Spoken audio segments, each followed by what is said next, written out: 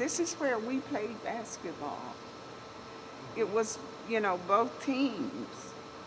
This is where we had weddings, and this is where we had community meetings, and this is where, we had parent, teachers, fundraiser for the school, like talent night and Black history programs, and this was part of the center of the community that brought people together to do sharing and education.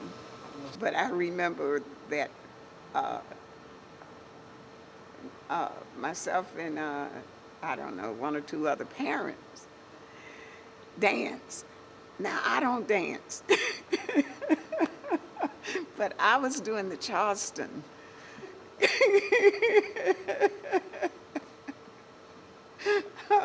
I think about that, and I'm like, and because all of this was full with students and all, but I was up there on that stage, and I remember this teacher, Miss Stewart.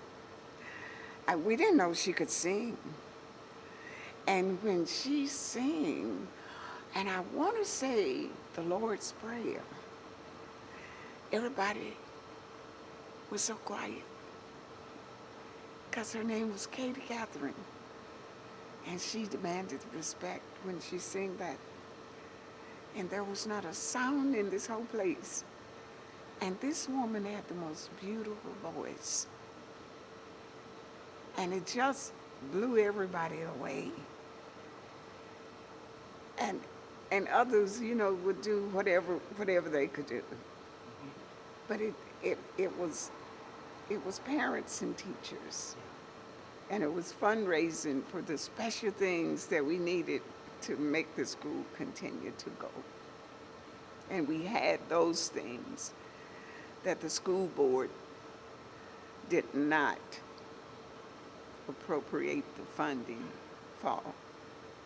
But we had carnivals, and we had candy apple sales and paper sales and all of that. And we raised hundreds of dollars to supplement our school. The class of 1965, part of that class transferred to Decatur High School. That was the beginning of integration in public schools in the city of Decatur. It's my belief that it was 20 plus students. They were not all in the same grade, nor were they all in the high school building. For instance, my son, Carter, he was in what we refer now to as middle school. At that time, they called it junior high. There was a building for the junior high school students. And so that group, as well as the high schoolers, made up the 20 plus. I believe it was 22, not more than 23. The first year was one student graduated, one African-American student, a young lady named Geraldine Thompson. She then enrolled in DeKalb College. The next year was the year when the larger group of students who had transferred into Decatur High School graduated 1967. And it was also at the end of that year that this school, Trinity High School, closed because the enrollment was small.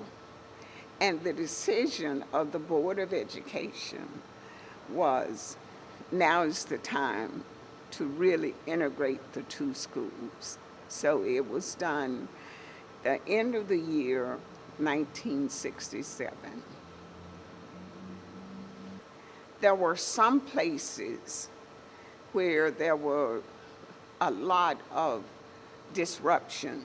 There were demonstrations, there were marches, there were some violent, but the city of Decatur was pretty smooth. There just wasn't any of that. And so when there were name calling to the students, and of course Miss Sims and myself, we were called some disrespectful names, referred to as those women or the troublemakers or the story uppers. That was fine with us. It didn't bother us. Our mission was that all kids should have an equal opportunity to be educated the same way. We were not looking for publicity. We didn't seek that. We didn't need that. We didn't want that. We wanted for these kids who had not had access to all of what the city system offered to all kids. We wanted our kids to have that. And we challenged the system. We knew that there had been those laws on the books that said separate, equal. We knew that it was always separate, but it was never equal, never. We had old books. We had a building that was built that was never completed. We had a building that was brand new that flooded before we went through the first year. We knew that we had all our activities in this kind of place. There was nothing equal about this. That's what it was about. It wasn't about what a lot of people thought it was about. Socially, we had our own, social life. We were not looking for that. We were just looking for equality. I thought about it the other night, Friday night, when my grandson graduated. And so here we are at Decatur High School, the same school that in 1965,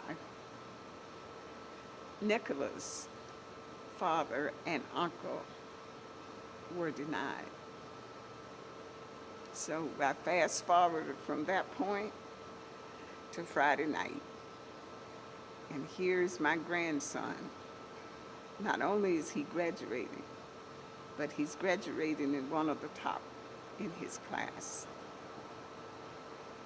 And all that Grandma asked for back in 1965, please give all of the children the same opportunity. If they have that opportunity,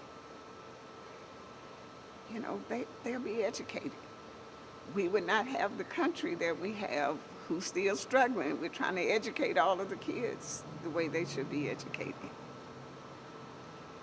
And it just brought tears to my eyes to just think about it. And I'm not very emotional, but that was very emotional for me that night to see my grandson and to also be sitting in a facility that my son worked really hard to make sure the next generations of children will have the beautiful facilities. They will not have where this was not always painted and clean the way it should have been. So it was very, very special.